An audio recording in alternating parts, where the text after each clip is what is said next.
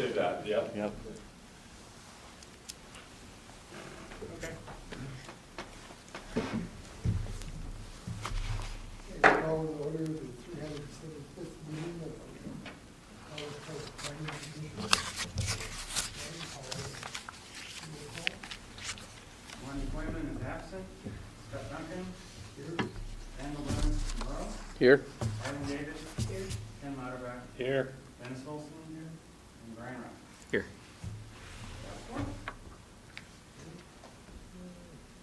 First item is consent agenda.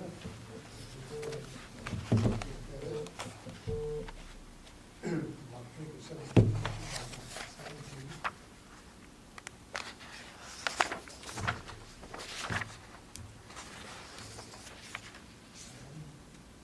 Approve the regular agenda for November 21, 2017.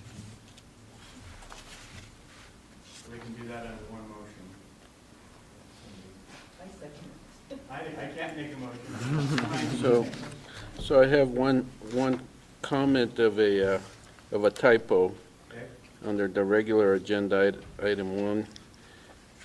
Actually, the motion that I proposed, so it's like the third or paragraph. It says that I'm mad, and Mad at the motion. I'm mad emotion. I can correct that. I don't know, you were pretty worked up. I'm mad emotion instead of made. Oh, you did. It's been moved, seconded, all in favor? Aye.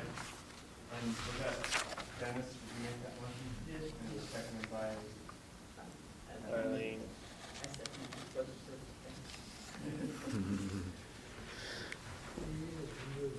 Regular agenda, workshop. If it's all right, could we move the report in front of that regular agenda item? So, last month, as you read in the minutes, we proposed ideas to staff regarding the urban growth area that we have right now and the applications that we need to make that are due for the county for future growth. So, Greg, if you want to cover that, just as a recap.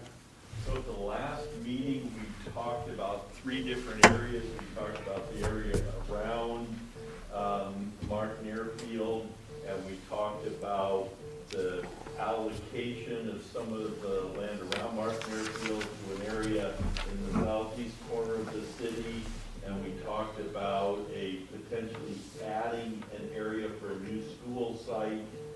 And in your recommendation, you also said as we go forward, we should continue to explore opportunities in the future for industrial development up in the old highway, new highway 12 corridor. So we took that to the city council, and they reviewed and discussed it and authorized the city staff to proceed with preparing the applications to the county for areas 1, 2, and 3, as you discussed, with one proviso, and the proviso was that if area 3 was determined to be premature and the school district wasn't ready to proceed with that we could delete it from the application. And we've had follow-up discussions with the school district, and they have said that they're not ready to proceed with that. So area number 3 comes off, and we're proceeding with 2 applications to the county. The first would, as consistent with your discussion last meeting, would remove 216 acres around Martin Airfield out of the city urban growth area, and there would be 18 acres that would remain, and it would be redesignated from industrial to residential. And that's the area that's up on the bench on the higher elevation there, which is a practical matter. You can only access from right over here, and this area is under residential development right now. So there's consistency there. So remove and revise, and then take some of this and apply it over here to the area along the State Route 125 corridor in the vicinity of the high school, the area that immediately fronts State Route 125 would be targeted for commercial or light industrial uses, and these two other areas would be targeted for residential uses. And so we now have drafts of the application, and John and Mike are going to do the final reviewing and editing, and it will be submitted to the county a week from tomorrow.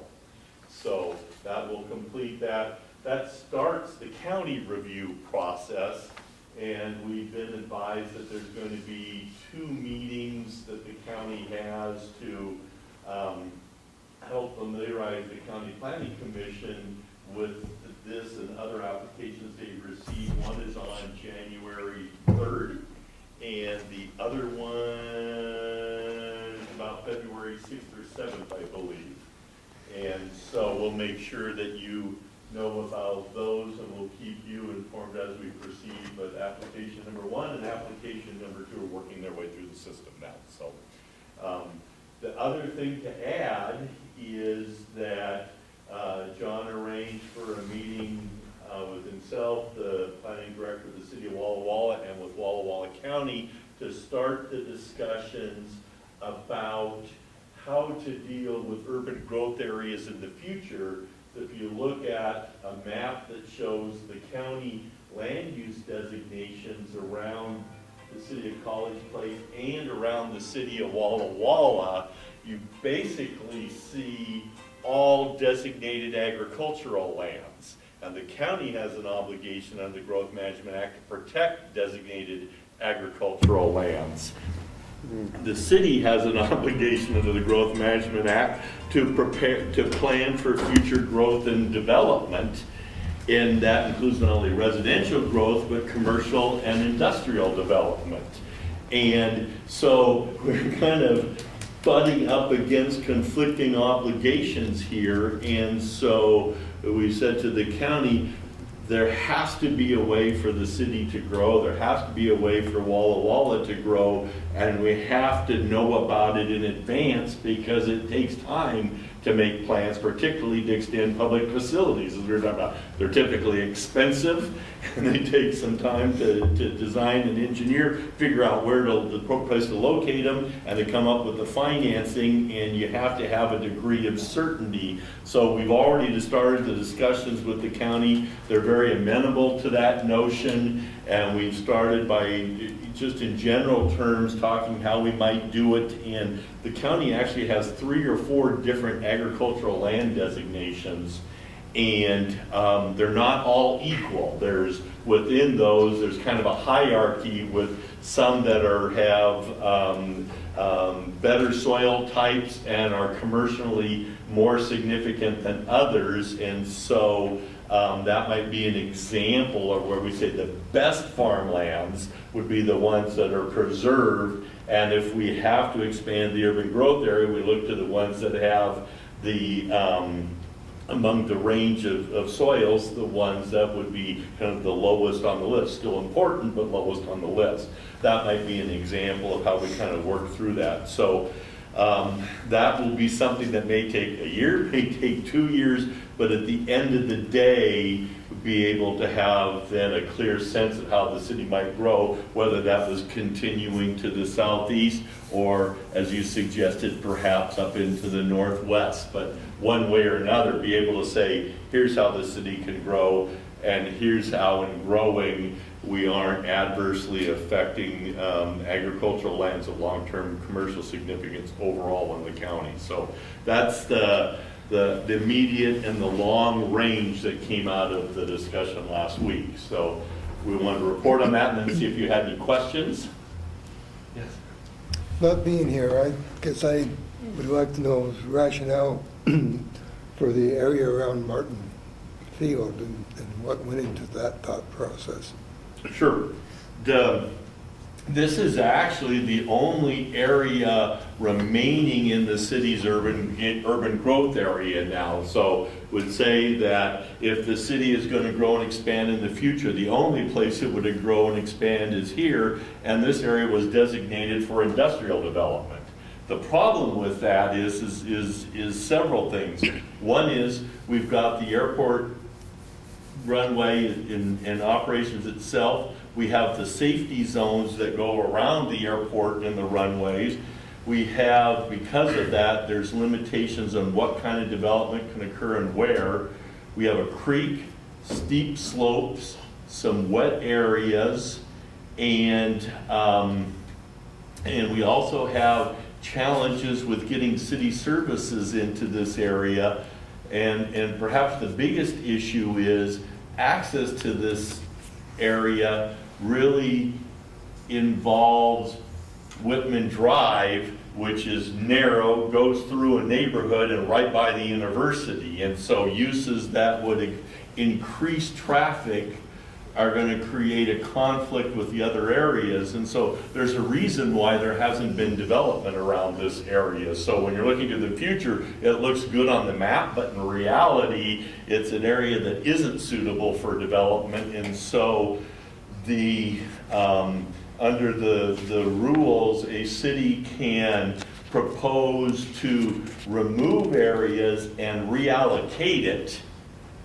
And that's easier to do than just adding areas for future growth and development. So by removing this area and saying this really isn't a site for future industrial development, the city is able to identify areas over here where city services already exist and where the road network already exists for future development. So that's kind of a short version of what we discussed at the last meeting, was the basis really of an exchange, if you will, for this to this. As far as the school zone is concerned, this is our up and coming plan. Is that preclude them, say, 5 years from now from coming in and saying, let's add that now? No. No. No, and that's why we said it was premature, is Yeah, I wouldn't want them to lose out by us not doing that now. Yeah, they haven't acquired the land, and so to include it before they acquire it actually creates, potential problems for them. One of which was it could potentially result in the price going up. Oh, right. There is provisions in the Growth Management Act, and there's also a kind of an alternative to the Growth Management Act. There's two different ways that if and when they're ready to acquire this or any other site to make sure that they can do it. And so that we had that discussion and said, we're a little bit ahead of them, and so let's wait until the time is right. And when the time is right, then we'll be ready. And just knowing that they are likely to need another school facility, whether it's in 5 years or 10 years or whatever, just having that knowledge can help with the kind of the future planning. So that'll be a hoped for problem. Yeah. It'll grow good enough to where we really do need it sooner than later. Well, it's been interesting. What was the number? 40% growth in the last 5 years? Yeah. The student population in the district has grown 40% in 5 years. So they're up to 1,400 students or something now? Yeah, Yeah. at the high school. Well, I believe at that. Yeah. Does that coincide with our population, or is it? Well, we take in- some transfers in. We take in a lot of, the College Place School District is well beyond just the city Okay, limits. So we're actually part of the county then too? Yeah. In here, okay. Yeah. And that's why there's kind of an alternative path for the school district when the time comes, because they're not, everything doesn't always fit in nice, neat boxes. And Right. schools like College Place would serve urban and rural areas. Right. It's recognized that they need to be where people live and are going to live. Yeah. And this would certainly be a logical place, given the development potential in this area. Yeah. But one step at a time. I'm sorry that I don't know that area very well, but where is that archery company that went out of business? They're Oh, they're up on, right They here. go out of business? I thought they were closer to the airport. No, aren't they on Wallula? Yeah, they're on the end of, Yeah. no, they're on the end of Heritage Road. Hmm. Yeah, they're at the end of Heritage Oh, Road. right, they're, even approved. The old Highway 12. Right. Yeah. Oh, they're quite a ways in. So we took this, your recommendation to the council at the last meeting, and they were fully on board with us moving forward with this application, so.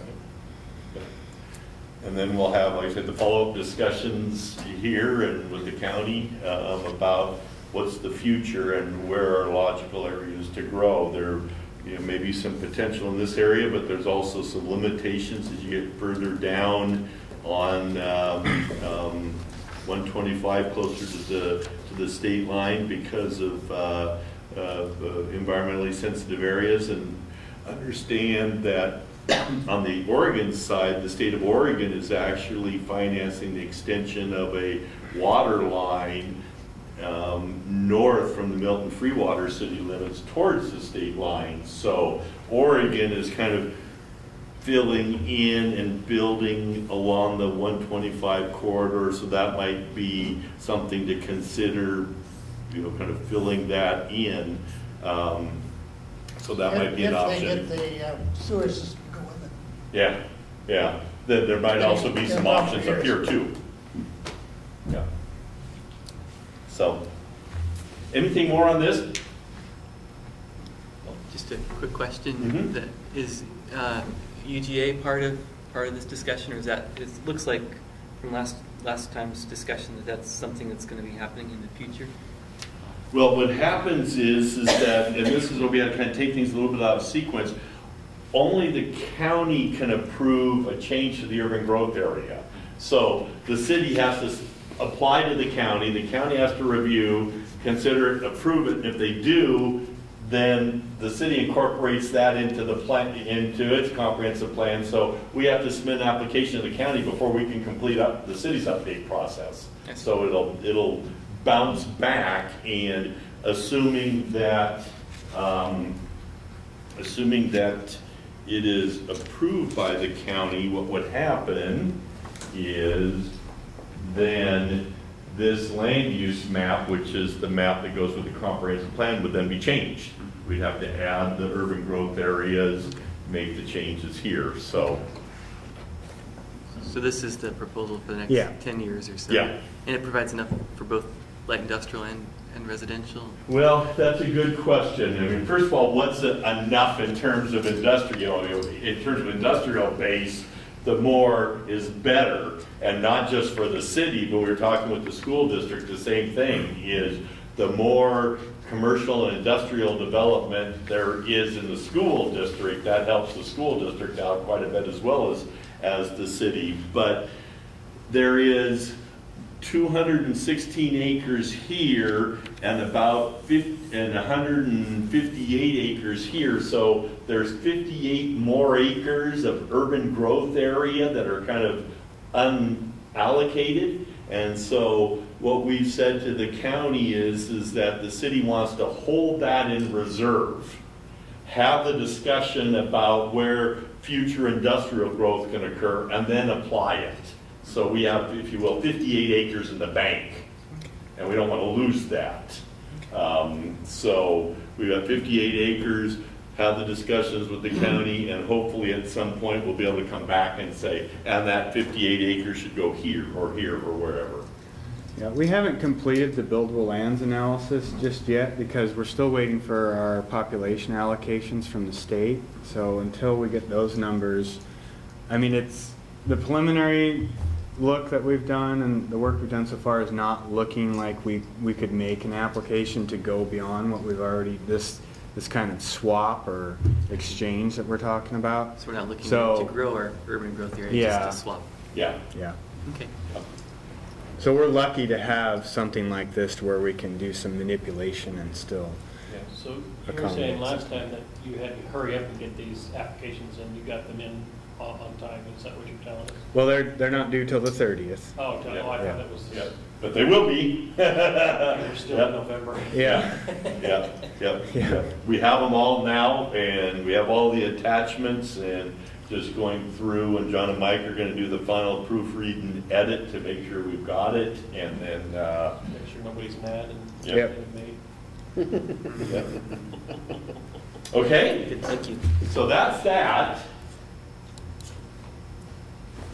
which is a good lead-in then to talking about goals and policies. And the comprehensive plan includes a map, and it includes goals and policies, and those goals and policies are supposed to be used by the city to guide the allocation of resources, your tax dollars, and to help make day-to-day decisions. So a comprehensive plan is actually supposed to be a management tool, something we're supposed to use and refer to regularly, and not just the city planner, although the city planner does refer to it regularly, but city administrator, public works, everybody should be working with and following and meeting the goals and policies that are outlined in the plan. Now, some people have really, really strong and passionate feelings about what's a goal and what's a policy. And in general terms, a goal is a broad statement of what it is we're trying to accomplish, and a policy is a statement of how we're going to accomplish it. I don't share that passion. I'm less concerned about whether a goal is a goal or a policy is a policy, as long as we have it. If it's not in the plan, that is a concern. But I've been in meetings where we've had long arguments about whether this is really a goal or it's really a policy, and if that's important to you, great. But my advice is, let's not worry so much about the goals and policies. Let's make sure that we've got the statements and they say what we mean. Because we should only say what we mean and only should say what we intend to do. If we don't intend to do it, we shouldn't say it. And I've been involved with communities, for instance, who have said, well, we didn't realize that would happen. Well, it was a policy, and you said that's what you wanted to have happen, and it did. And they said, well, we don't like it. And I said, now is not the time to be thinking about that. It's when you adopted it, because this is what we're committing to do. So we want to make sure that we mean what we say, and we say what we mean. Pardon me a quick second. So this is something already in a policy right now? These are, what you have in front of you and what's here, which is the same thing, are the goals and policies in your comprehensive plan. Okay. I just wanted to verify Yep. that for sure. I Yep. thought that's what it meant, but I wanted Yep. to be sure. Now, a couple other things, and we can come back to this if we need to, but generally, the word shall means we will, we must, we shall. Should means, well, we really will or want to, except or unless there's a darn good reason not to. There might be some unique and unusual circumstances. So there might be a reason not to, but generally speaking, we shall do it. So shall and should. May gives us the authority and the ability to do something, but doesn't obligate us to do it. I may clean the garage this weekend. I might, but I'm not obligated to. I should clean the garage this weekend. Yeah, but if there's unique and unusual circumstances, the apple cup, for instance, maybe I will clean the garage this weekend. Or you will clean the garage this weekend, honey. Yes. So should, shall, and may do have meaning. And so as we're discussing, Mike said, does that mean we're absolutely going to do it? We really want to do it, but we recognize that maybe there's some circumstances, or we'd like to, and we have the authority to do it, and may have and may not. Okay? So, what I like to do is spend a little bit of time looking at what we've committed to do now. Now, one word of caution. If you haven't already, there's 208 goals and policies. I also have, based on experience, some bias, which is that quality is more important than quantity. I'd rather have a few very clear and meaningful goals and policies than a lot of them. Because if you have so many of them, first of all, you can't keep track of them, you can't remember them, and there's so many that they kind of lose their meaning. Now, 208 isn't bad. The city of Liberty Lake, we recently just completed an update of their comprehensive plan. They had over 700 goals and policies, which really meant that they didn't have any, because and it was Granger, a few years ago when we updated theirs, they actually had more goals and policies than they had families in town. So everybody in town had their own goal and policy. They had so many. So I'd much rather see, and having implemented, having served as a planning director, I'd much rather have some that I know, I understand, and they have meaning and value than have a whole bunch of them. So that's just another thought as we go through it. But with 208, if we spend time on every single one of them, we're going to spend 2 or 3 meetings. So what I'm going to suggest is you have it in front of you. Hopefully you've had a chance to kind of go through and read and think about it a little bit. But what I'd really like to get a sense is, if there are some things that have already been accomplished, then let's just cross them out. If there's some things that just aren't relevant, let's cross them out. Or if there's something you'd like to say, I'd like to talk about that some more, let's flag it. Or this to me is really, really important, don't mess with it. And let's flag it. So I want to get us, for tonight's discussion, I want to get some general direction from you without going through all 208 of them. What I'm going to do is take your guidance and my red pen, and I'm going to try to substantially reduce and modify, and then based on the discussions I've had and heard you have with the city council, with Mike and John and others, I'm going to bring back at your next meeting a revised or updated list and say, what do you think? And you'll be able to see all the ones that were deleted, and you can go back to them and say, wait a minute, I thought we said that this one was important, I see it's deleted, let's bring it back in, and that'll be fine. But I want to try to take advantage of your time tonight and be able to listen to what you're saying, and I don't want to cut something if it's important or skip over something if it has meaning. And you'll know better, between you and John, you'll know better if some things are already done. So does that make sense in terms of how to proceed? So and we've got enough pages that we can just kind of say, okay, on this page, is there anything that you noted that's really already been done or not relevant? And don't worry if you haven't called it out, because it still may get subjected to the red pen. But if there's things that jump out at you, want to hear them, or if there's something you really think is important, say, this is important, or I want to talk about this more, don't mess with it for right now. LU2A, do we have a policy in place? Do we still need that? Yeah, that's a good question, John. Does the city have a joint planning and review process with the city and county for the lands surrounding the urban growth area boundary? No, we do not.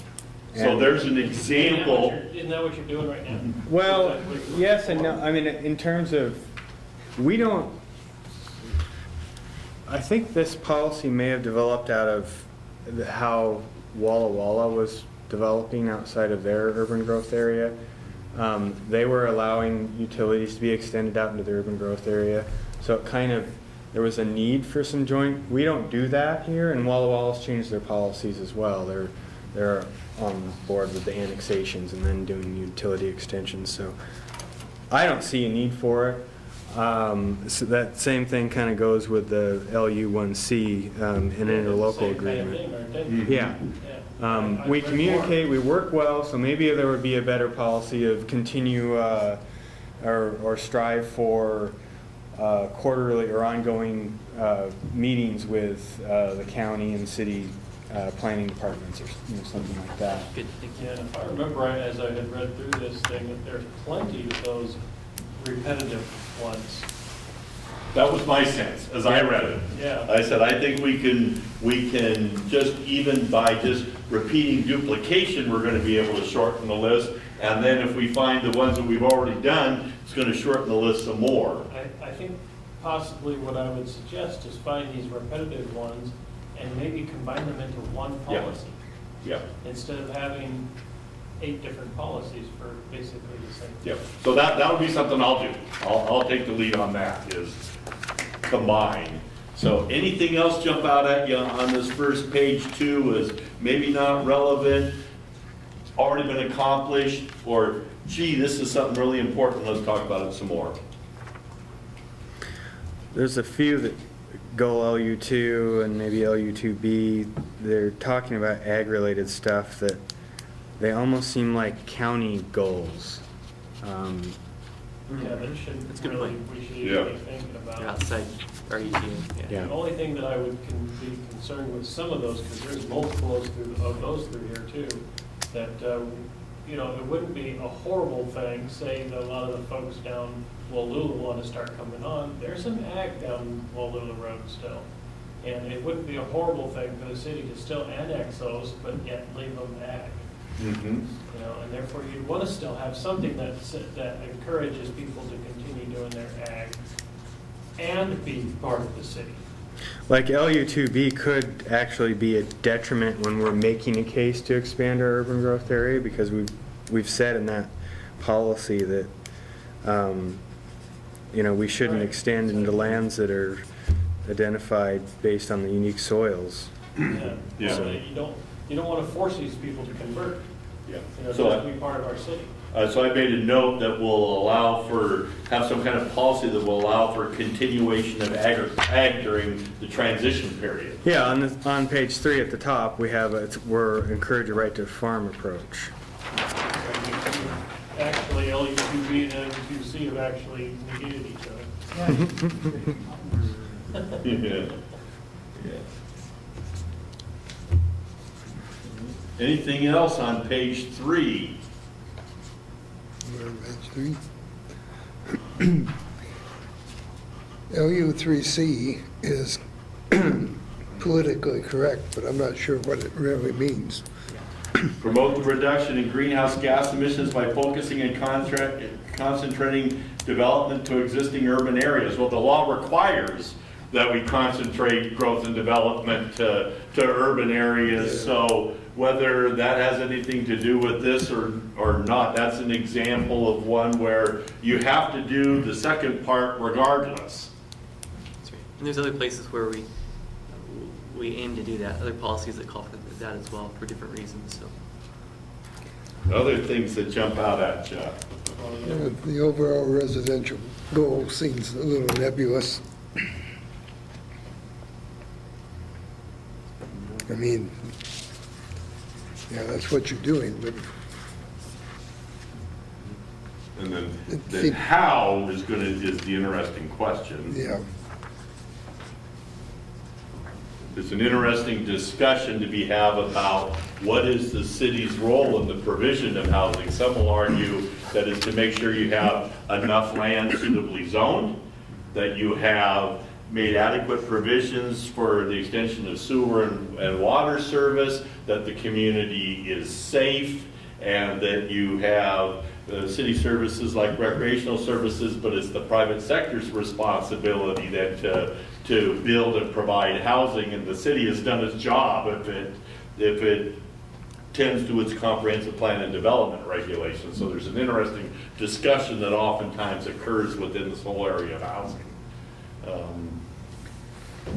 Other thoughts about page 3? So I have kind of a question maybe for John, but it's LU4A. And, you know, if you're already in the city, for instance, but you have 4 acres and a horse, but it's already zoned residential, and so some development's gonna come next to me, and then I complain, but it's incompatible because I have my horse and my 4 acres. I mean, you know, those are the kinds of things that I see like LU4A. Is that really a practical thing to have in a policy? I don't believe it is, not if you're trying to utilize your Right, city as efficiently as possible and curb future UGA extensions. as much as possible. And in theory, the zoning should recognize the density and character of development. You should follow your zoning code. So that to me, but I read that and it says, it's a policy of the city to follow your zoning code. Yes.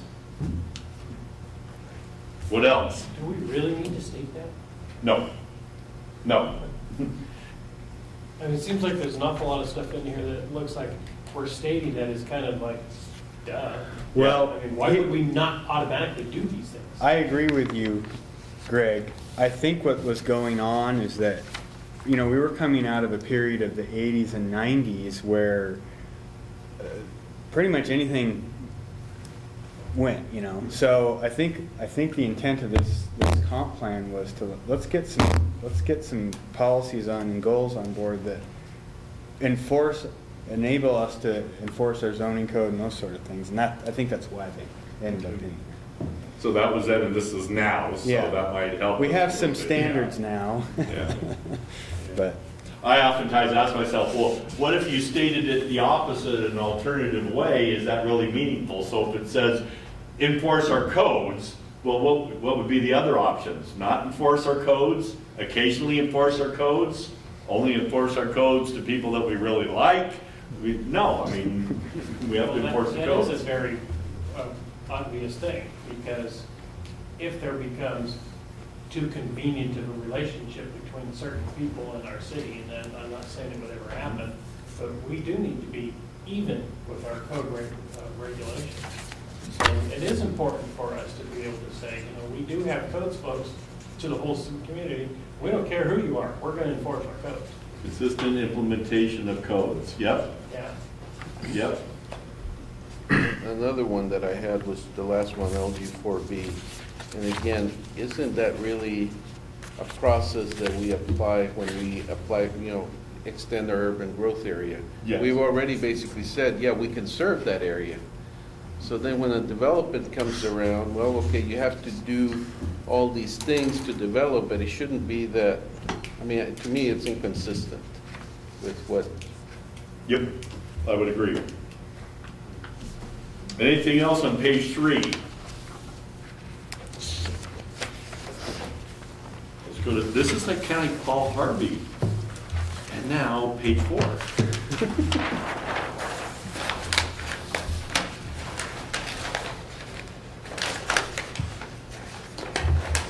So, comments about page 4.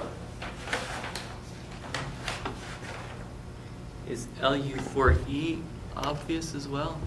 Or do we need to state it here to make that happen? Yep.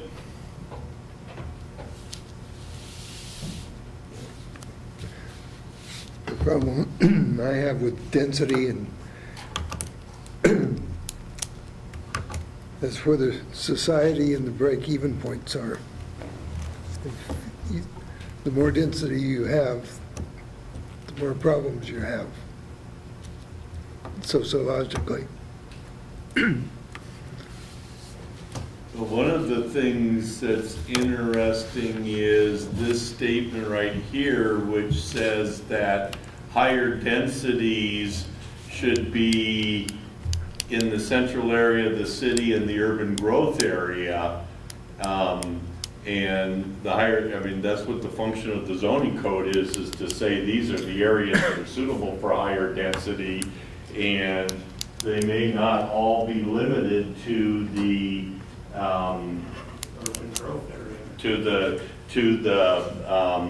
into the central part of the city or to the urban growth area. Yeah.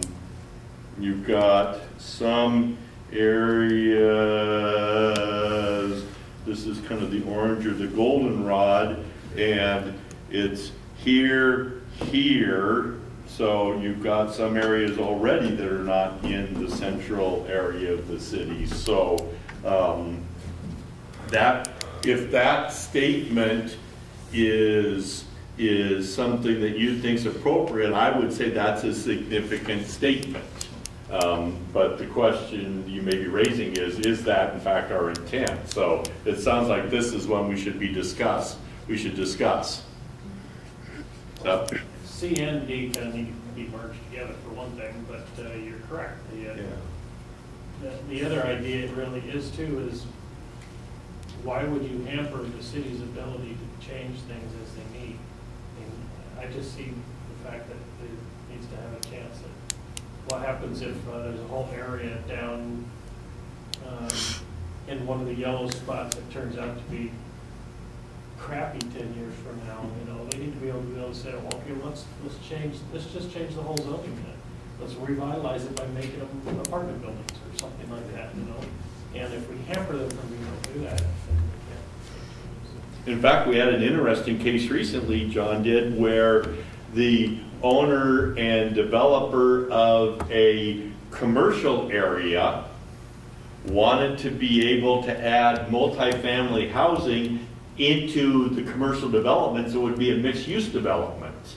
For a couple reasons. One is because part of the area that was back away wasn't really suited for commercial, because commercial is kind of like plants, they like to be near the light, but it also provided additional revenue, but also because commercial areas tend to have good access.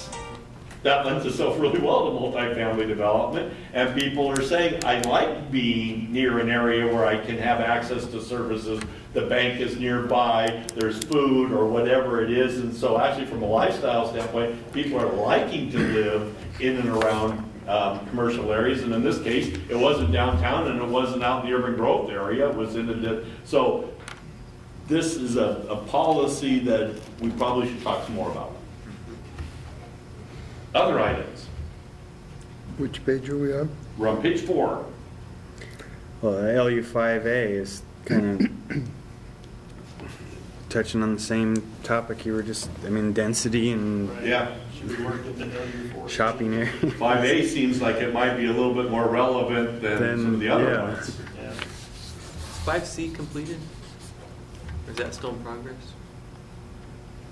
Lawful location apartments above commercial use along Well, College Avenue. it's implemented in our zoning code, so So you got It's done. The green zone down there allows for that. Did you guys ever decide, or has it ever been decided how tall along College Avenue that is gonna be, or is that something we have to talk about? I think it's 50 feet. That's in our zoning code. Yeah, I think it's 50 feet. Here's one I thought was interesting. Continue to provide for locations for mobile home parks within multiple family zoning districts. There have been no new mobile homes built since 1976.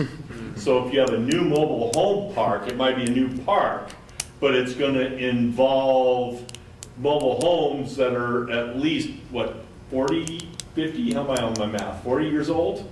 41 years old? So you can have a new park, but it's not going to have new mobile homes in it.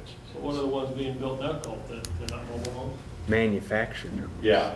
So, You They're guys set on consider the that a different foundation. product? yeah, and what the law says is that a manufactured home, because it's constructed to meet single-family residential standards, it's just a matter that it's not built on-site, it's built somewhere else.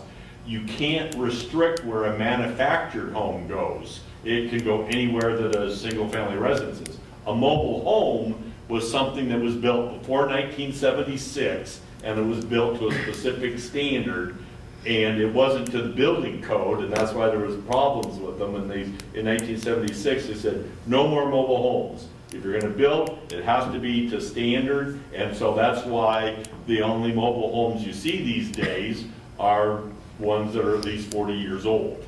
So if you had a manufactured home park, that would also be known as a subdivision. Because whether you built the house on site or built it somewhere else, you have to treat it the same. A mobile home is different. So it looks like that's, should be knocked off. That must be why I saw a place down by Boise the other day that they called it a condominium, but when they actually pulled up the pictures, there were just a bunch of manufactured homes. And they called them condominiums. Yeah. So the standards do make a difference, the names in many cases make a difference. Okay. Anything else on this So, page? what, the solar access thing, I mean, we're seeing solar panels on rooftops all over the place. How would we implement solar access rights? I mean, is it, you see this, statements like this in comp plans going way back, and in zoning codes too. But I've never heard of an actual, I never have either. You have height restrictions, you have setback requirements.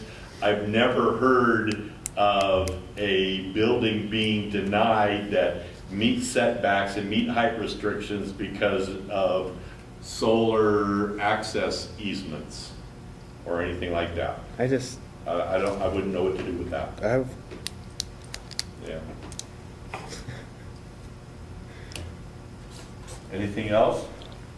Well, if you're even gonna keep LU 6 and 6A, you might as well make them one goal or policy, because it's saying the exact same thing. Yep.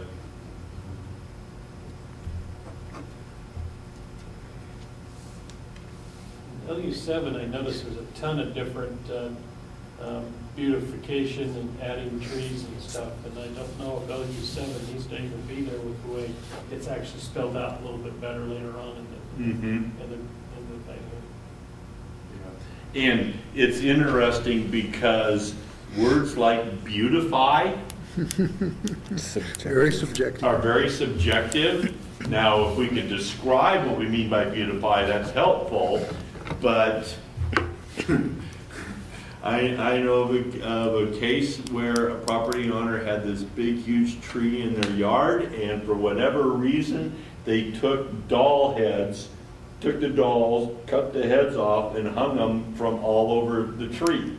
And they thought it was a work of art. The neighbors thought it was disturbing, unsettling, or outright ugly. So, yeah, there's better ways. There, preserving historic structures or things like that are more constructive than beautifying. how about page 5?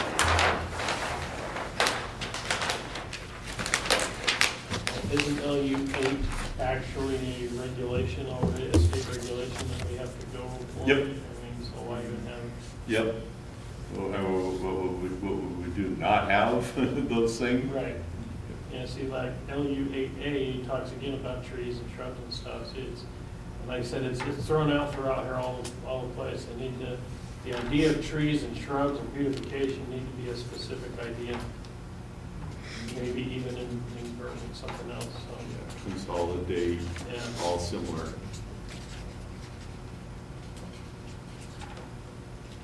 Now, I know, you do have a policy of the safety zones and the sidewalks and stuff. Is that a hard, fast regulation in rural? I mean, at every single place, do you always want that to happen? I mean, Well, any new subdivisions, we require sidewalks on both sides. It's I understand it yeah. on newer ones, but it says, it doesn't say new, it just says encourage the installation of safety zone sidewalks, crosswalks. So you're talking about in old neighborhoods.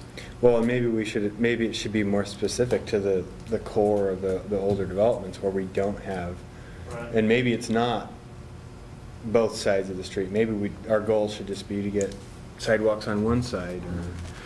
Sidewalk somewhere. Yeah. Well, So- and you don't want the individuals putting sidewalks in. That could be a funny looking. I think as somebody who runs these streets, well, I did, my wife still does, it's very disconcerting when you go down one street and it's got a nice sidewalk for a while, and all of a sudden you get to the next block, or even halfway through the same block, and then you don't have a sidewalk all of a sudden, and you're running in somebody else's grass, and it's just, it seems almost like we need to do this as a block by block type thing, and not make one person at a time, and I don't know, I'm just speaking to. So Somehow the maybe, having some of the older things may or may not always be the best policy, is what I'm saying. Yeah. Now, all the new ones I totally agree with. Sometimes maybe in the older neighborhoods, maybe it's not the best policy to force it upon everybody. so some inventory, maybe some priorities. Here's some areas, maybe because it's a route to school, or it's a route to the park. Let's identify where some of the missing links are, prioritize them and do those, but it may not be that every neighborhood has sidewalks on both sides, that there's some Is there a sense of state priority. law that requires sidewalks on in old neighborhoods or anything Nope. like that? Nope. Nope, Okay, only Nope. new subdivisions? nope. So go, So I know you and I talked about whether it be one side or two sides, and it depends on what kind of neighborhood and stuff like that. Years ago, there was a state basketball championship game involved Battleground down by Vancouver, which at the time was very rural, and Garfield High School, which is in downtown, the central area of Seattle. And you know how kids at basketball games go back and forth, you know, kind of chants and everything. And at one point, the Garfield fans chanted to the Battleground fans, and they said, "Sidewalks, sidewalks, yes we do. We have sidewalks, how about you?" And the Battleground, they just have because they didn't have sidewalks, and they didn't know what to say. And they just stood there stunned. And then finally somebody helped them out because Battleground happened to be ahead by about 10 points, and they said, "We got more, check the score. We got more, check the score." So they kind of got out of it. But it's a great way to illustrate that's the difference between urban and rural areas in many cases. I kind of like it without sidewalks, to be honest with you. The neighborhood looks cleaner without them. so I was gonna ask, like, LU 8A, whenever they put this in, they had this goal to achieve. Has it been achieved? Is there code already that maybe addresses that? You know, We have a code that allows us to go in and prune visibility triangles and things of that nature. right? So that's what I see on some of these too, like this one, you know, maybe it's already accomplished because we already have a code, so it's not real, no longer a goal. Or a, You can ask the people on the corner of C and College Place, remove their bushes in front of it. So you come down C and you turn and you go to look left, on all you see is bushes. You can't see the cars coming. Where's that? College Place and where? Or College Way? C, corner of College Place and C. They got these two, and they're gorgeous bushes right next to their front sidewalk area. But they're really kind of a hazard. It's hard to see around that corner. You can look, if you go behind them, you can see a ways, but then you can't see anything in front. So you're doing this, either do I go before or do I go behind? Do I go before or do I go behind? Anything else? well, you know, so the same sort of thing, LU 9 about efficient energy use. I know that, you know, the building code already has Yep. incorporated that. Yep. Yeah. LU 11. 10A, To me, seems like that's what zoning is all about. Encourage groupings of compatible commercial activities to serve their respective market areas. That's what the zoning is. 10A, and I look over at 13, and that kind of explains what 10A is trying to say. Reflect the character of College Place, and then what is the character? That's a great question. Let's go to that And then because 13 says, you know, reminiscent small town serving university citizens, mixed uses, commercial, banking. these, anytime a statement explains something, it's really, really helpful. So this helps because it helps explain a little bit about what we mean by that. And there's, where did I see it? 10A, There is a 10A. term, where is it, community values, and then character. So there's two examples of consistent with community values, but it doesn't say what those community values are. Are they my community values or your community values? It doesn't say the character, doesn't tell us what it is. So this one is at least helpful. So do you, let me just check with you on that. Do you have, when you hear things like the character of College Place, or the things that you think most positively about College Place, what are you thinking about? What comes to mind? Quiet. What else? Conservative. Conservative. What else?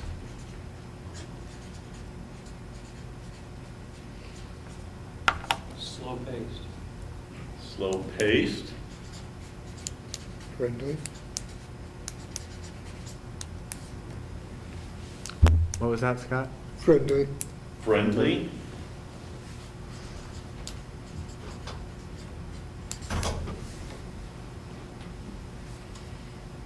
I want to say safe. safe. Um, Let's say safe.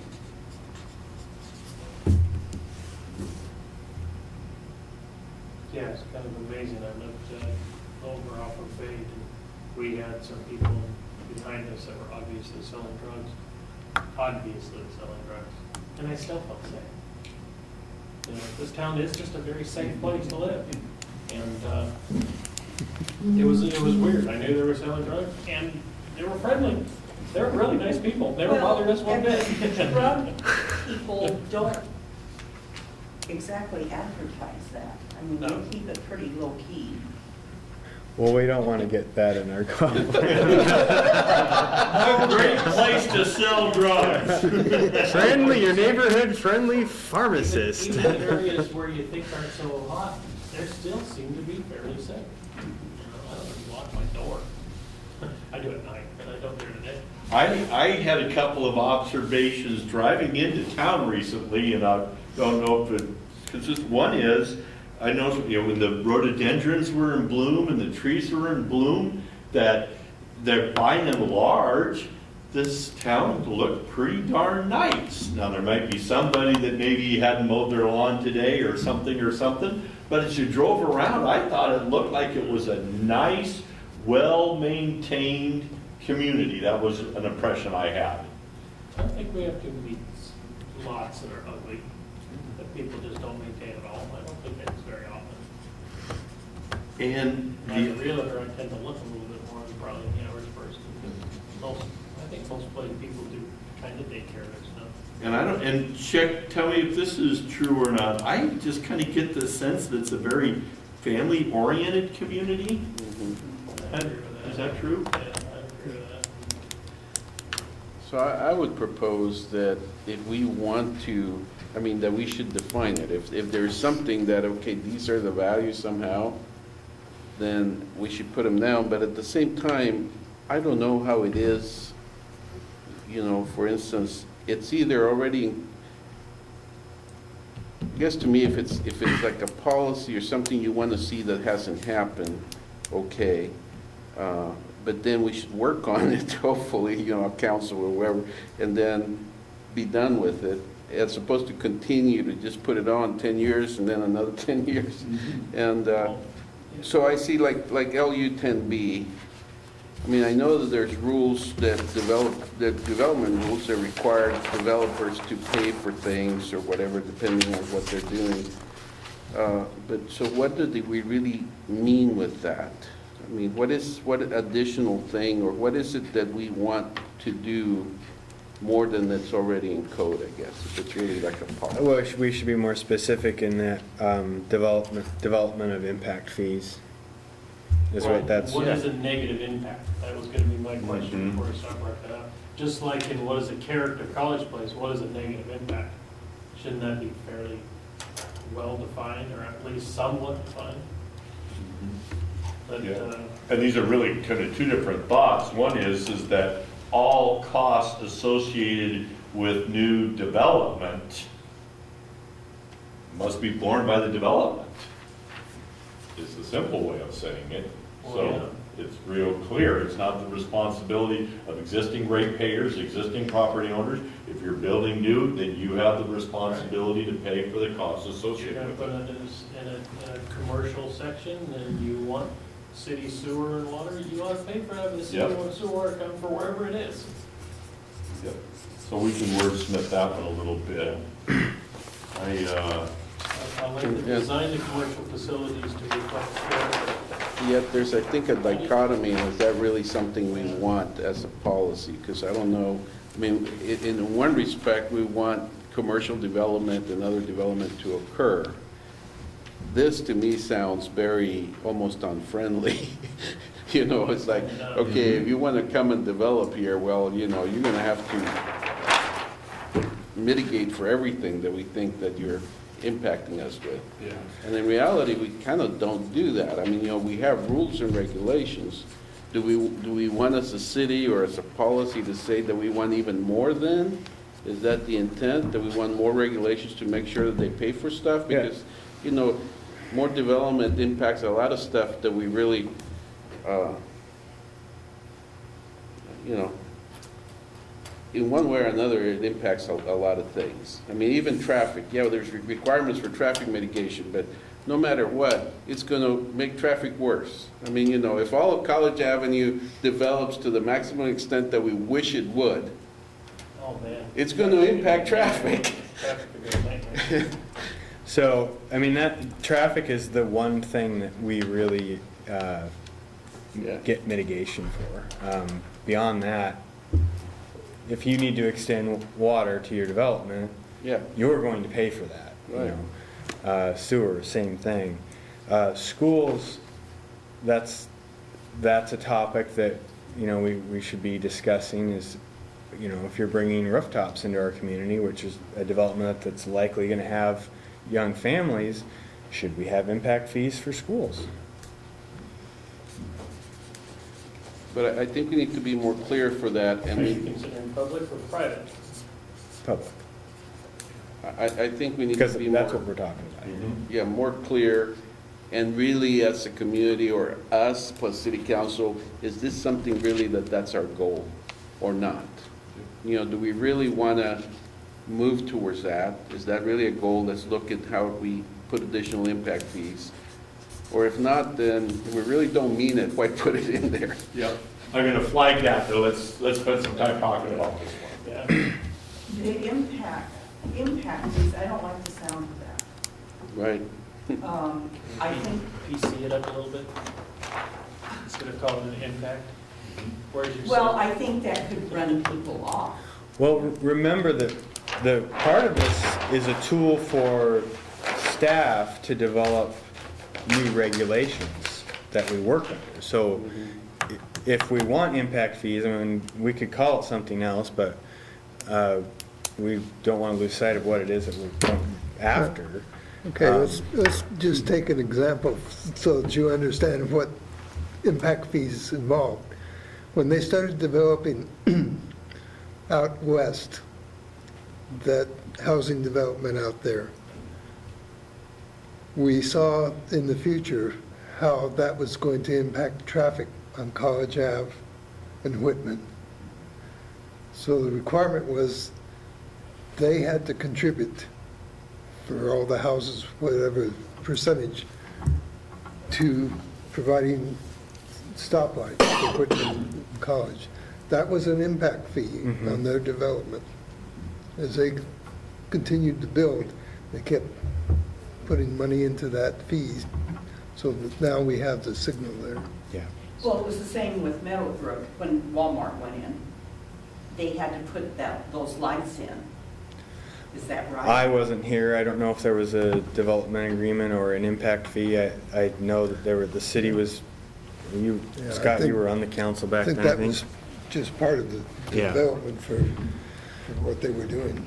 So how does Fourth Street then involve when I happen to know that, and I don't know if it was the city who was asking, but apparently everybody's talking about putting Fourth Street all the way out to the new development that Scott was just talking about, but they were gonna require the Wava High School to pay for all of all the road upgrades. Well, that's simply They're not, losing property, but they're having to pay for everything. that's not true. Okay.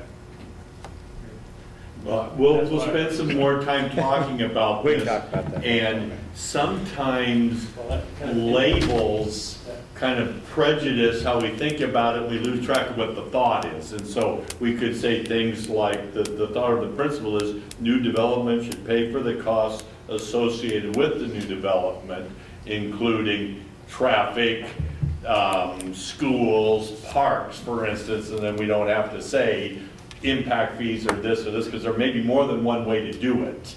but the principle is there. So we'll come back and spend some time on that one. That's not what we're doing here today.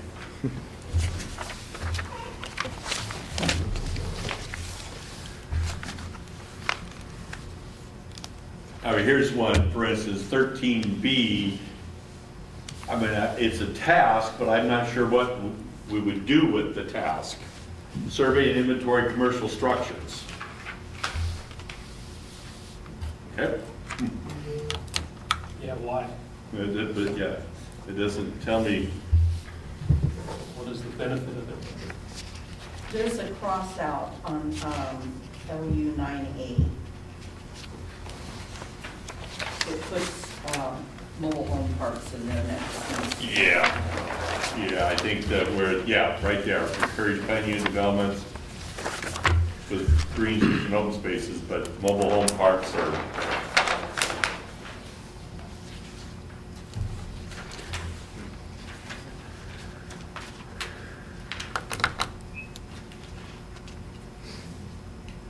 Does 11U13C actually, does the city actually have any?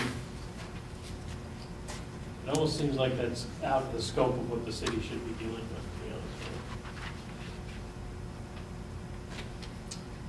with You know, interestingly enough, the city of Sela actually has a program in their downtown area where they make loans available to businesses to make facade improvements. If they want to paint the front of their building, improve the entryway, put awning on it, or do something to improve the visual appearance, that's something that they're doing in Sela right now. Now, are they doing that because Sela wishes them to make those improvements, or because the people who own them decide they want to make the improvements? It's the latter. The city provides the financing, but it's the property owner. Yeah, it's a voluntary program. Because Yeah. I can see if the city's going to mandate it to make those assistance, but if they're not going to, I find it weird. And isn't LU 14 exactly what we're trying to do right now with doing a downtown goal of, not a goal, but a downtown The design standards. design plan? Yeah.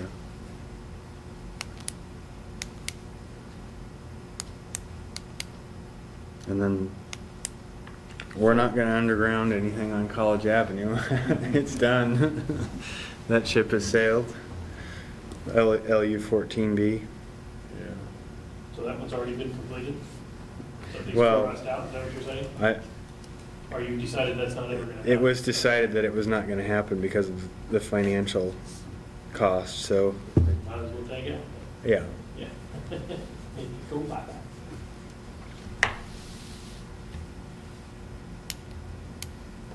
Let's go to page 7. 15C's been done. Hmm? 15C That's great. has been done. Consider no parking area.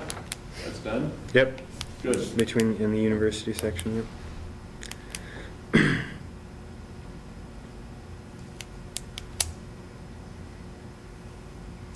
17A seems like it's just telling us to enforce something that's already policy.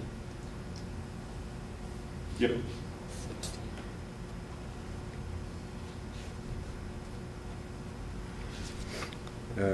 15A, that's been done, the sidewalks in College Avenue. 17C, enforce the zoning code. Well, isn't just LU 15 then, if 15A is done, isn't that the reason why you would increase the amount of pedestrian? We've done what we can to try and increase the pedestrian activity along College Avenue? Or do you think there's still more that we need to do? That may need to be wordsmithed, but we want to keep in mind that if a business owner is applying to maybe put some patio space out in front, that we still need to make sure that we're, keeping pedestrian access there. So there could be outside seating that get our disabled people don't have to worry about tripping over it. Update this guy, okay?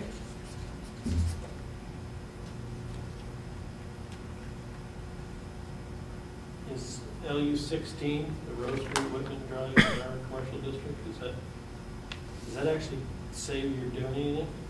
You're recognizing something, but it's already there. So, does it really need to be there? Well, yeah, we can't call that Blue Mountain Mall either.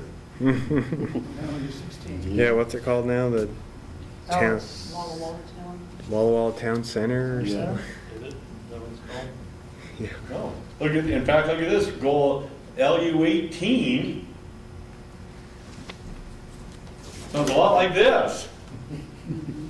Oh, yeah. Recognize the potential to serve the area and encourage commercial development on State Route 125. Did we get that in our application?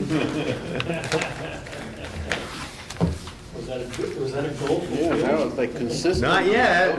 Let's not get rid of it just yet.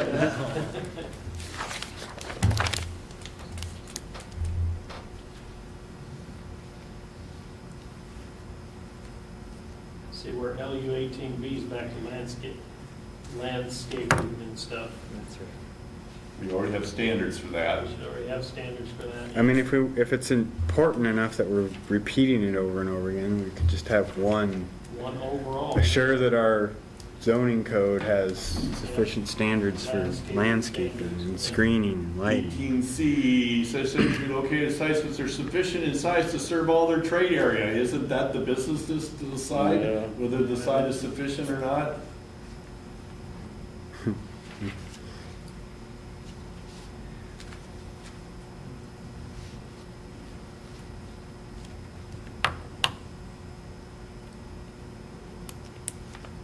I wondered about 18E, There's, natural features such as streams. Yeah, we have a Whenever you crit. touch those things, there's so people much freak out. Fed and state regulations. Yeah, we have That you- local registration, regulations and, Yeah, I don't know how, State.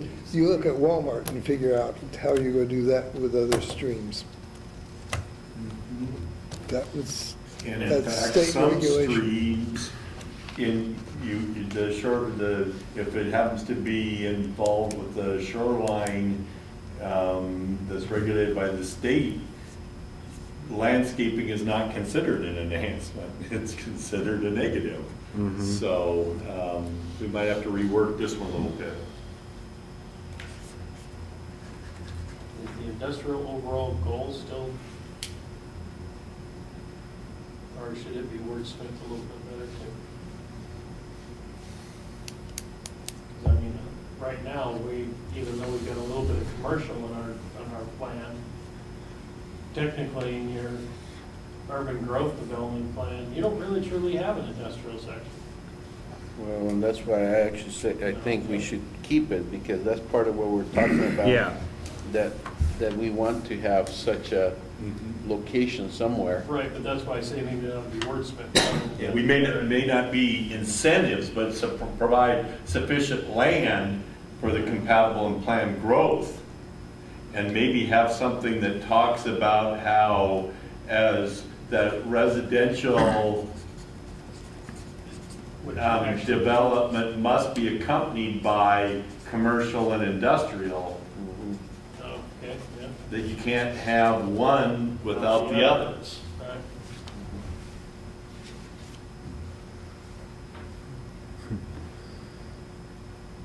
19C, locate industrial use near truck access with reasonable proximity to existing utilities.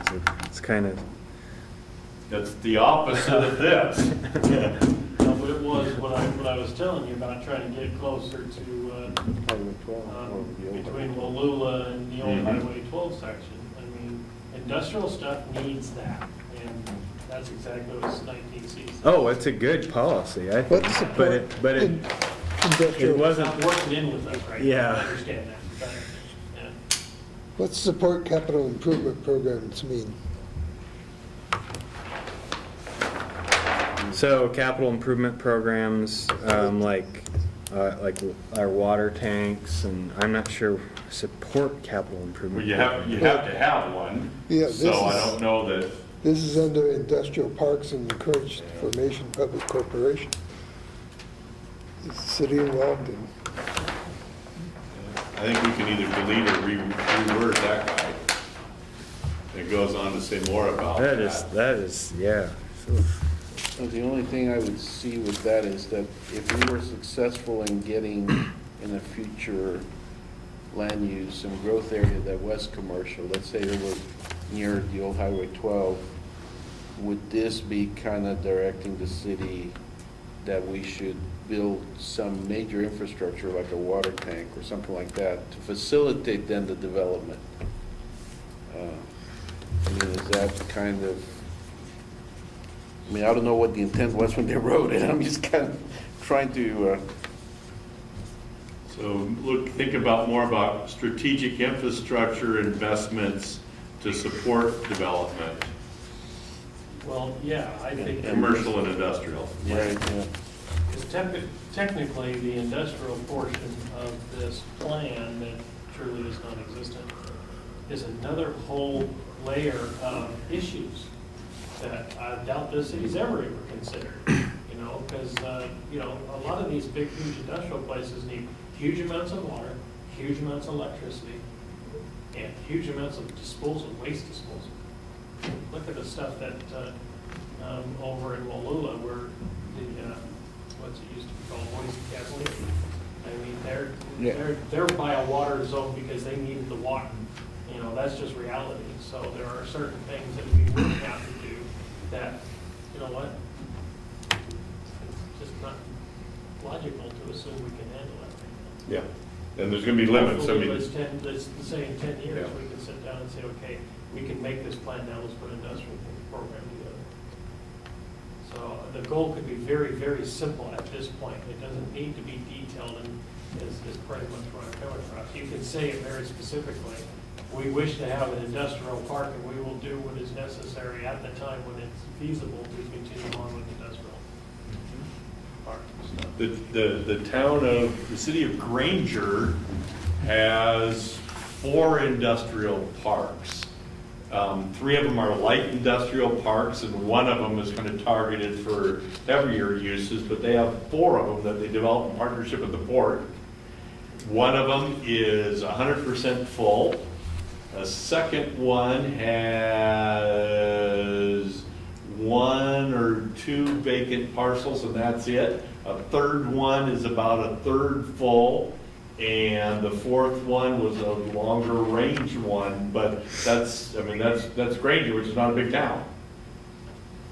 But they've really committed themselves that they want to develop business and industrial parks, and they're doing it in partnership with the port, and they've got a successful track record in it. So those kind of things can be done. If you have land. Mm-hmm. Yep, and that's the problem that's gonna be solved here. Anything else on, and in fact, interestingly enough, here's another one that supports this. Prevent encroachment of incompatible land use and densities to Martin Airfield, which is exactly what that does. I was glad to see this after you X'd out the other. That Martin is being protected and, you know, looked out for. Do we need this one still, since growth's heading in a different direction? Yeah, if they're not even on our growth plan, they have nothing to do with us, right? Yeah, if that takes out, then we can take that one out, yeah. Yeah, but little do we know, we were following our own policy. Yeah. Well, that's what this commission originally talked about when I first got on here. Everybody on this board thought that Martin Field was a vital part of this community. Don't be messing with a good thing. You know? 20F, obviously, we're going to go through SEPA on any sort of Yep, industrial. you have to. Not a choice. Same with 22, right? 21 as well. Yep. I mean, protect groundwater, provide. Yep. Yep. 21A. Yep. Page 10.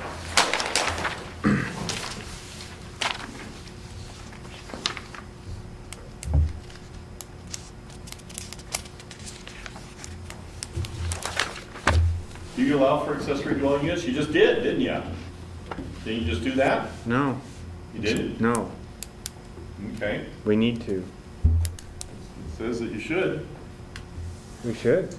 Well, allow for, it doesn't say should, shall, or It may. says policy, which means you just said that you get to make regulations underneath existing policy. So get on it, man. Well, that's gonna be part of our development and zoning code update following this. Anything else on page 10? Housing is a tough one. Social services is a tough one.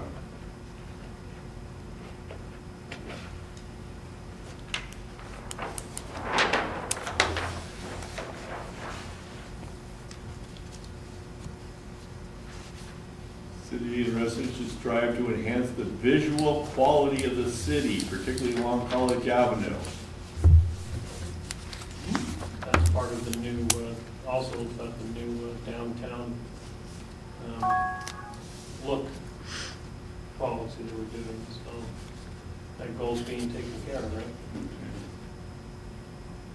So 1D, here's a good example, at least it spells out kind of what we're thinking there for dealing with visual quality. What is visual quality? Well, it has to do with street trees and design and landscaping standards and sign standards. At least it kind of gives us some insights.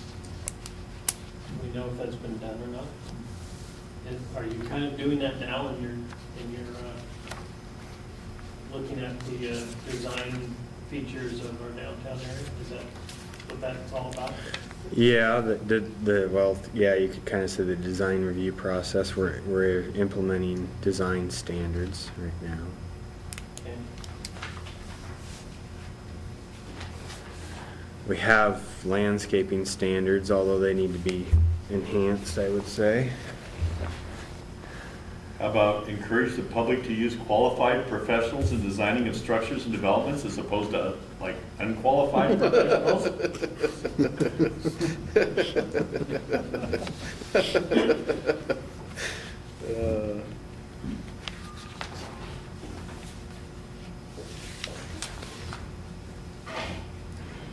Well, you laugh, but Sounds, Surprise, surprise, it really does happen. sounds like you say not do it yourself. Enhance the major entries to the city of the College Avenue with landscaping, special lighting, and attractive city entrance signs. Have you done that? we're working on it. Yeah, Working on it? pretty well. I would say by the time we're supposed to have some new entry signs being installed soon, so. I hope they're better than I visualize. They're better than what? I visualize. From what I saw of the plans. Now, preservation, you've got a Historic Preservation Commission now? Mm-hmm. So we can check in with the commission and get some thoughts from them. These are some things that maybe can be tightened up or streamlined or something, but you do have a commission now, and so I think we can check in with them and get their. Yeah, so we can skip through that section.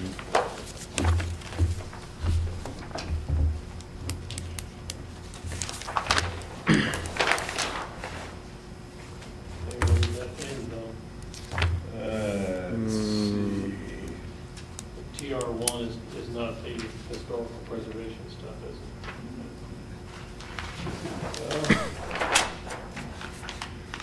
So TRs provide safe and efficient transportation circulation system that addresses the needs of college place residents, promotes and supports the desired land use pattern, and is concurrent with new growth. Yeah, whatever that means. We're already working on that, right? Didn't you say we're part of some kind of a? We're part of the Metropolitan Planning Organization. Right, that's what I was. Shall make every effort. No getting out of that one. Not a lot of effort, not Every. 75%, every. Shall even.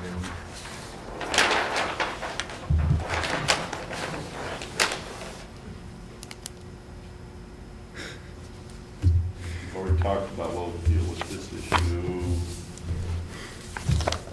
That's hilarious. Shall make every effort. Have the street and transportation standards between the two cities been standardized? So, No. I'm sorry. Nope. Go ahead. Well, no, I'm looking at one here. Which- Are we on 14 already? No, 13. 13. Oh, never mind. I'm ahead. 13. So while we're talking about D. that, who's in charge of what, who actually is in charge of Myra Road? Is that Walla or College Place? Well, So I get to complain to them about how the stupid stoplight, the red lights don't work right? yep. Except for between Maria Road and Electric. That's College, City College Place. But we don't operate the lights. No. The intersection at Rose Yeah, and and Electric. and Myra is in Walla Walla, and then it goes in that section between there and Electric. It's College Place. And there's nothing in that, trees. You know, Yeah. it's the nicest landscape portion of Myra Road. We maintain our section, although we could stand to put some bark down. But, yeah, but it's still the nicest landscape section of the whole road. You want to commit the city to continuing the grid system of streets and blocks and new developments? I personally. Which like one you that. on there? Bottom of page 13.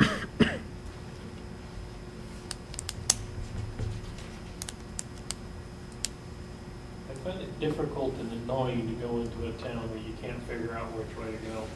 You know, and I have a very good sense of direction, but when you start making streets that are curved and funny angles and right angles to left angles to side to 90 angles, you know, it just makes driving around uncomfortable.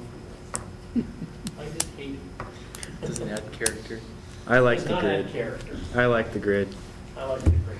Okay, Simple and go with the easy. grid. I'm just staff, so. Yeah. I like to be able to drive down one street, I'm going west, and I know I need to go left here soon, and then all of a sudden I hit this thing, and it's a switchback, and a curve around, and it comes back, and you're in the same spot you started from. That's pretty hard to find your way around town that way. Require new major traffic generators such as secondary schools to locate on or near arterials. I think that one needs to be relooked at, especially if you go down with cross house, which we just did with. Well, and one of the things that's interesting about that is that secondary schools, institutions of higher learning, and churches, so at least 3 of the 5 don't pay taxes. So if you're putting 3 things on or near arterials, which often tend to be places where you have higher values and generate revenue, you're undermining your economic development efforts by doing that. Good point. Yeah, it's a catch-22.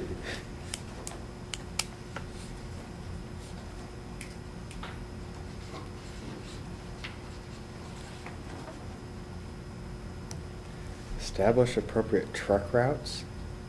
You already have that. Now, Don't come into town. that has, would that have something to do with the bus system too, What, the metro?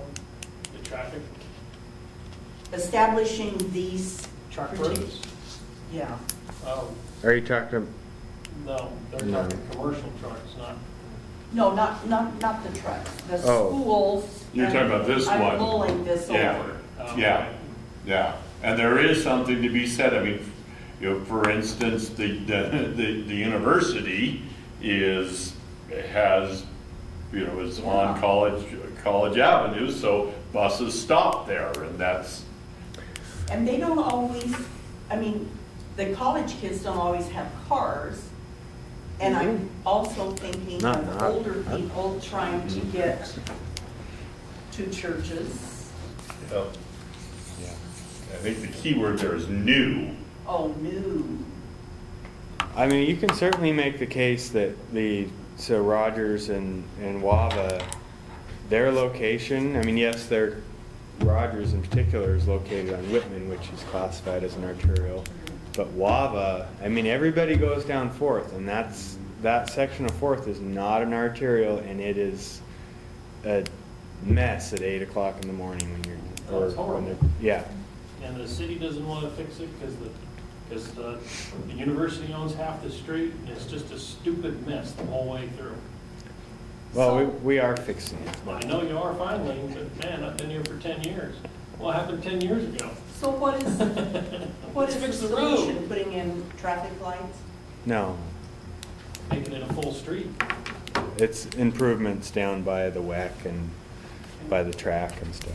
And it needs sidewalks and it needs, But, you know, you have these facilities that are not, they were located there years ago and they're not on an arterial. And so, you know, if you start locating new facilities and they're not on arterials, well, where are the roads gonna go? Are they gonna go through old neighborhoods? Well, that's not always good for those old neighborhoods unless you're gonna upgrade those roads. Or you have a policy that new development pays for the costs associated with new development. And if they're not gonna be on an arterial where the capacity already exists, they're gonna have to pay to make sure that there's adequate access. So for instance, you know, that parcel that the school is looking at or that we struck Yeah. off, you know, that's off there somewhere. At some point, depending on how that develops, everybody going to that school is gonna go through residential neighborhoods. Now, obviously, there's gonna be some master planning of that site, so you need to think about that, and it's like, okay, it's gotta probably meet at least a collector standard or some road that goes back there, because it's gonna have a lot of an traffic. arterial would have to be Yeah. made Yeah. to get to that, and therefore it would be an impact. There's gonna be a trade-off for the school district if they pursue that site. There may be lower land costs, but it will be offset by higher improvement costs. And does that mean that you end up with another light on College Avenue where that new road comes out? You would have to, you bet, and there's another impact. There's another impact, and who pays for that? Yeah. Or do you put it right across the school, you know, on College Avenue, it'll be right there, there's land available. But what we just talked about, it also takes some prime land for maybe commercial out of the inventory for commercial. Don't be messing with the land that they're gonna put Costco on. Yep. Come on. Yep, and there's a prime example. You could put the school over here, and No, you've Costco goes over there. got prime land for development there. I'm gonna start picking, I want Costco, I want Costco. Has this one happened? Reckon, this one, yeah. Myra's the future connector between 125 and 12. It's done. Yeah. Mm-hmm, yep. Does the city of College Place have a stand and/or a request into the city like I know Walla Walla does to make Myra the 125 instead of going through? Nice. Or are we opposed to that? No, we're not opposed to that. Okay. We actually have, there's a grant out there, Tiger Grant, which is a federal grant that we're applying for to open up four-way intersection at Myra and 125. And then the Garrison Village Way, look at that intersection. There's several intersections that we're looking at. but- Making Myra actually the 125 instead. That will of happen. Walla Walla. All right, yeah. So you could say support the designation of Myra Road as the SR 125 Yeah. extension. Yeah. That's a policy, we support that.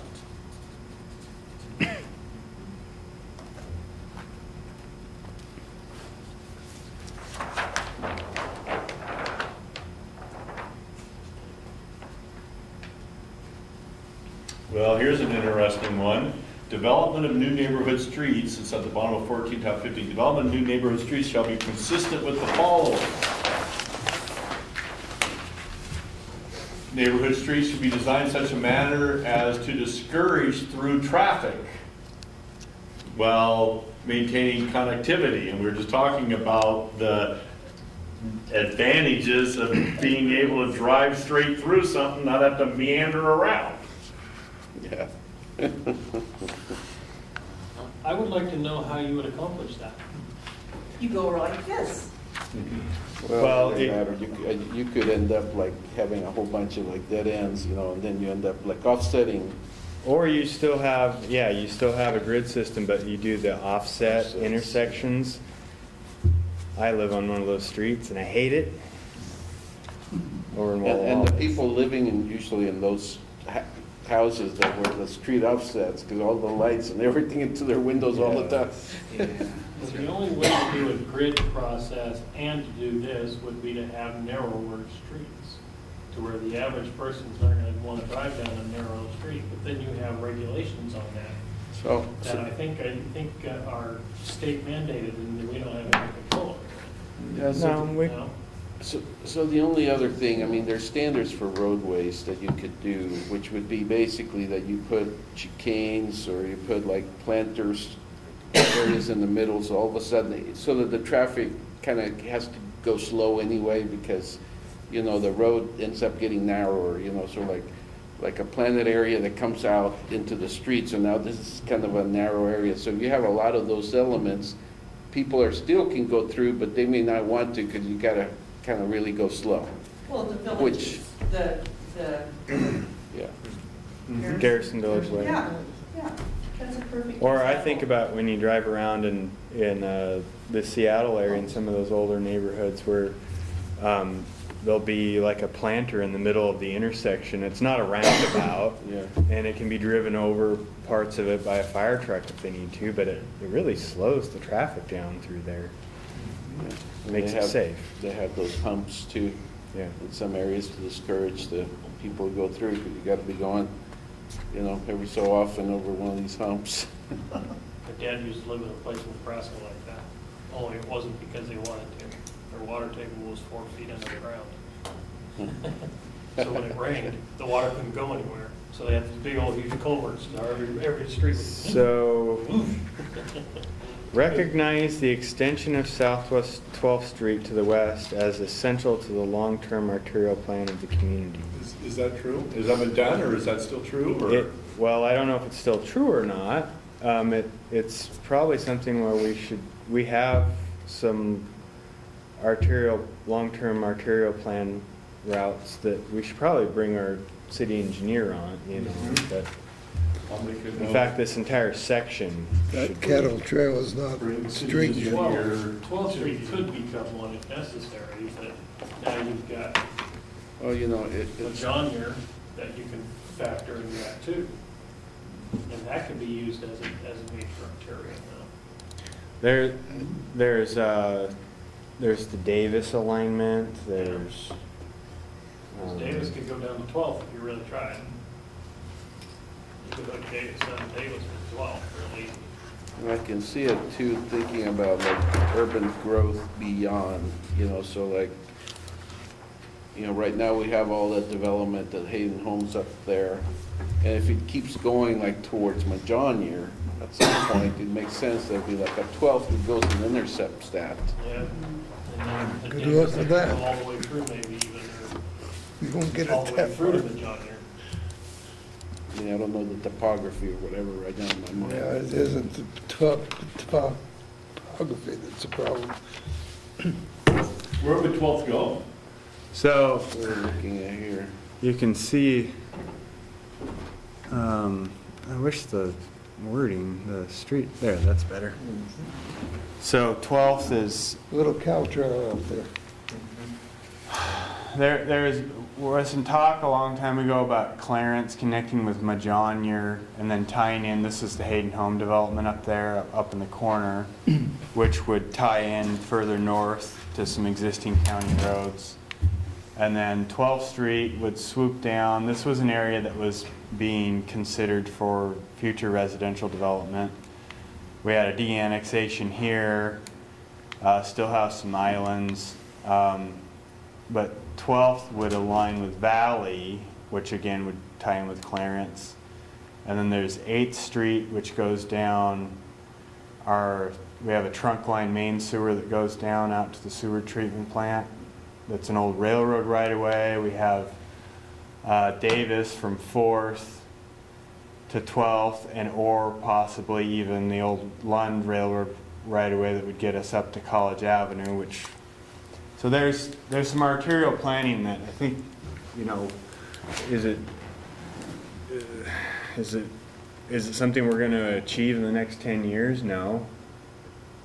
I guess part Or of 20, it is. I don't know. Yeah, and part of it is to what degree does this give some like really long-term future vision, I guess, so that as you might start incorporating some of these other areas over the years, you keep that plan in mind, and it's like, okay, well, but 12 probably should be an arterial, for instance. So it prevents you from blocking those options in the future. Right. Exactly. Yeah, my sense is that this is a very important item, is to identify where future, especially the extension of roads and road corridors are, so you don't lose the opportunity. Union Gap, if you're familiar with Yakima, to get to the back side of the Yakima Airport, you have to go through Union Gap. And so there was all this land that was zoned for industrial use over there, but you couldn't get to it, so it wasn't developed. Sounds familiar. So the city of Union Gap and Yakima got together and we said, we need to figure out a way to get access to that back side. So we went through a planning process and we figured out a way that you could get there. And right when we're finalizing the plan, a building permit application came in for a short plat that the city just approved. And it was going to put a kidney dialysis clinic right in the spot where the crossing to the creek would occur. And so the kidney dialysis clinic could have gone anywhere in the city, but it happened to be a lot that was created, so they bought it. They were going to put a building there that would have effectively cut off access to the airport and to the industrial area forever. So that's why you do that, so that that doesn't happen. So I think we should spell out Well, and you know, the road you corridors. may remember, John, about, I guess, I don't know if it was 10, 11 years ago, there was a major transportation plan coordinated with City of Walla Walla and County, and it was part of the regional transportation plan. And that's where, and it was very contentious, you know, like looking very far ahead, but talking about like Clarence becoming an arterial someday. Of course, everybody that lives there now is like, no, no, no, and back then even more. But it's like, you know, this is like for the future. If it starts growing and developing and, you know. Yeah. So it was very contentious, and any of the stuff that's out in the county did not end up going on the county's long-term arterial plan. However, the city said, well, we're going to plan for these things within our development. So that's why we have the Homestead and Dones roads that go up and go to the south of that development, and potentially could. And we've even gotten, you can see right in this area, we got additional right-of-way that could swoop out and someday align with Campbell. So we've been doing our part as much as possible, and I think it's good. We'll want to continue to do that. Yeah. Well, let's bring the city engineer into the discussion. I'm going to push this a little bit because I kind of believe firmly that meetings should be over by 9, so let's see how we do. There's a bunch of more Martin Airfield things. We've already talked about it. I don't think we need to have 2 or 3 different places, some specific to bring them all together.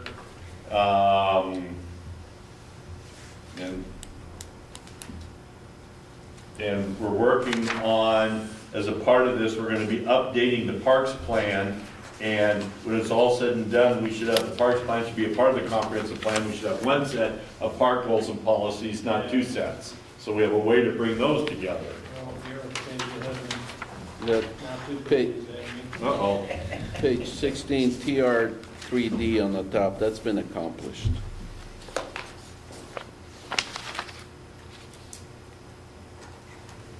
Or in progress. Which one was it again? The TRD 3D. And isn't 3F happening? 3F is in Well, progress. well, to 3D actually could, we still have some gaps in that. Are there gaps? I thought I was done. Well, I'm sorry, from, From not from, between Larch and Meyer Road? not between Larch and Meyer Road, no, you're right, sorry. Yeah. I was thinking about all the way down to, To College? to Academy and essentially through that section. There's gaps. Sorry, go ahead. Okay.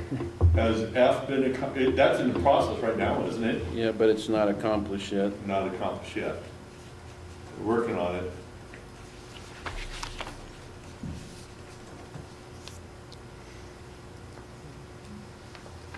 talk about Martin Airfield, Parks plan, we're gonna get that updated. I think what we wanna do is take all of the parks ones, and just hold them aside and let Yep. the Parks Board, Parks Board deal with it. yep.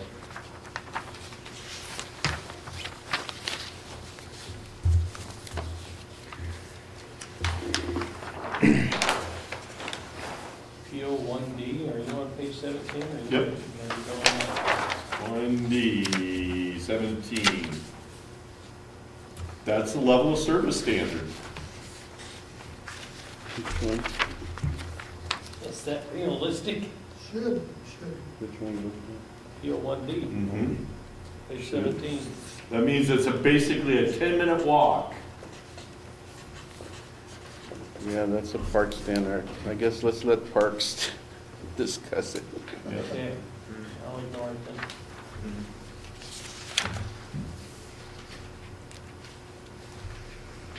Looks like there's bike stuff smattered throughout the last 3 pages here. Lots of bike stuff, I think that's all gonna be parks. All the bike stuff already congregated together in one location.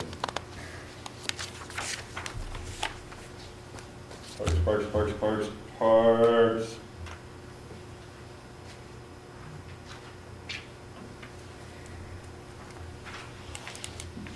I don't know if the bottom of page 18, John, is something Public Works feels strongly Yeah. about, because you can have instances where you do it through easements or things.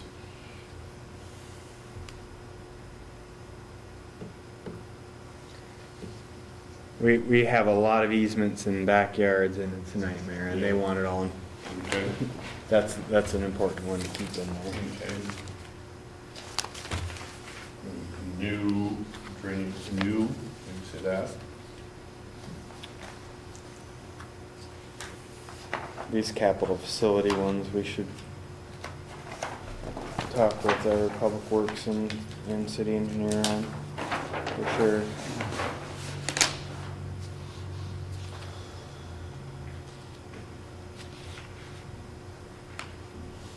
Central public facilities.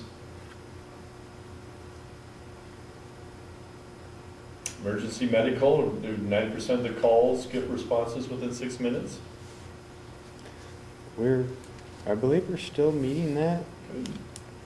You know, one of the things, and if we're not to, it can affect fire rates in the city, you know, for insurance. Mm-hmm. So maybe that's why it's even called out, kind of like saying, yeah, we're meeting it, or we're, Oh, we we need to keep that in. I mean, that's a, Look at CF1M, John. We got impact fees. mhm.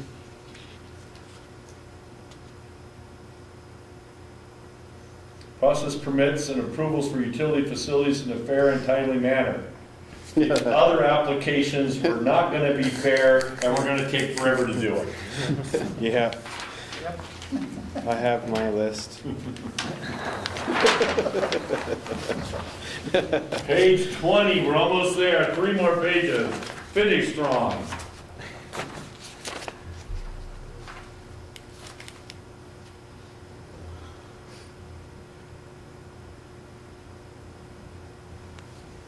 To allow for the maintenance, repair, and installation. Yeah, Why wouldn't you?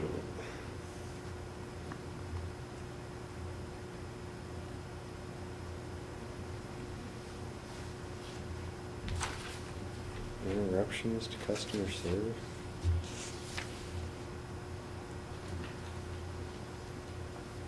More park stuff. We got more park stuff, don't need 2 sets of park things. Anytime you have 2 sets, you're gonna have conflicts. So we got 3, so. Oh, no, 4, here's the other one. Bottom of 21, got more. Yeah, bottom of 20 onwards. There's one on page 21 I didn't understand. John, do you know, or anybody know what PO1EC means?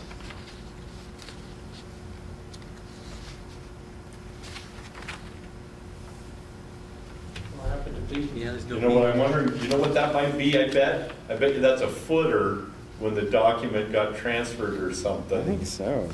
I think that's, I bet you this is just not supposed to be there, because that's like page 10, I bet it's protect streams from unauthorized channelization, loss of bank vegetation, and other actions. Yeah, okay, I'm with you. That's That one F is more bicycle stuff, that's NG. Love bike riding. There was another one that was basically the same one that I read somewhere. Yeah. Yep. And not, it's just where bike routes and pedestrian paths should be, that's, we can deal with that. Anybody knows, by the way, that it felt like Seattle weather today? Cold and wet and just drizzly. I mean, it wasn't like a clear, crisp, feel-good winter day out. Just kind That of, was yesterday. huh? That was the day before. Yeah. They take turns. Yeah. Okay, so I'm going to take this and I'm going to cut, consolidate, combine, reorganize, and I'll do it in track changes so you can see it. And I'll probably do it in another version without the trans, so you can read it. Do it twice. Then I'm going to add a bunch in. Things like, what about policies that talk about improving the planning and working relationship between the city and the university, for instance? And so we'll have some additional ones, and those will all be listed as new, and you can see them as new, and we'll talk about those. So at the next meeting, I'm going to come back with this, with extreme makeover, plus some additions. And then we're going to talk about it, and you may say things like, why'd you cut that out? Bring it back up. Or you went too far here, or didn't go far enough here. Or now that I think about it, we still haven't addressed this policy. But we'll have some further discussion. What we're moving toward is we want to get a draft that we can invite the larger community to review and get their feedback. What I found is, if you have a meeting and you ask people, what do you think? They don't. Right. But if you ask them, what do you think about this? They'll have opinions on that. So what we're working toward is, let's get a draft that we'll call the Planning Commission review draft, and then let's get people in and involved and expand the circle of discussion. And then when you've got enough feedback, then that can be the basis of something where we can have a public hearing, and then ultimately it's something you can recommend to the city council. So we'd end up with a revised map, we'd end up with goals and policies that are updated. The narrative that goes in a comprehensive plan is nice, but it's information. This is what gets used. And so we want to make sure that those two things are done. We want to make sure we have an up-to-date parks plan, not only so that we have a parks plan that's useful and helpful, but if it meets the standards for the state, then the city's also positioned to be able to get grant funding to help implement it. So that'll be an important step. And then there's going to be some other planning efforts that are going on that we're going to connect with. There's quite a regional effort on trails and bikeways and things like that. We'll want to make sure that we're connected with that. We've got some work to do with Walla Walla on streets and roads. We have some work to do with the county on industrial development and the port. So I've got my assignment, so I'll get working on that. And at our next meeting, we'll have a draft review. Was there something in here, I mean, I don't know about, like for policing? I guess I'm just thinking as we add, and I don't know. One of the things that happens, and it's happening in a lot of cities, is the increase in gang activity. And so what kind of goals or things can we put down that would, I don't know if there's some best practices, things that we could strive for that would decrease the possibility of gang activity. And I don't know if it's, you know, what kinds of things we could do or we could strive for. Let's bring the police chief into the Yeah, discussion. because, it might be even like some recreational programs for after school, so the kids have something to do, or, there's probably a whole bunch of different things. Park and Rec is thinking about that. Yeah, after-school programs, things of that nature, yep. And so, as you're thinking about this, thinking about tonight, you say, wait a minute, we went through the existing goals and policies, and we didn't talk about police, or we didn't talk about this. Make a note of what we didn't talk about that sticks out in your mind, because that'll be helpful. We can then schedule for time to talk about that. So what didn't we talk about that we should have? Okay? Now, are we gonna be here, is everybody gonna be able to make the meeting on the 19th? I won't be here. You won't be here? Be here? I can't leave. You can't. I'm a real estate agent, I don't sell houses if I leave. Okay, good. Okay, so we will meet on the 19th. Rena will have a copy for you as an email. Hopefully you're gonna be someplace where the sun is shining. No, we're actually going to Leavenworth. Oh, Okay. We're going to go see, no, no, we don't need to tour the federal facility there. We're going to go see the nice town of Leavenworth at Christmas time for about 4 days. All right. It didn't take 4 days. No, hang out with the family. When you have a wife along, that's worth it. When you're wandering around Leavenworth, there's two things to watch for. Yeah, Where are the areas where there are overhead utilities and where are they not? And does it look different? And then look at the signs. okay. Those are two things. And I wandered around and things will jump out at you. You'll notice some things and you'll come back and you go, So do those two, okay? Kind of sounds like you're setting me up. Yep. I got witnesses.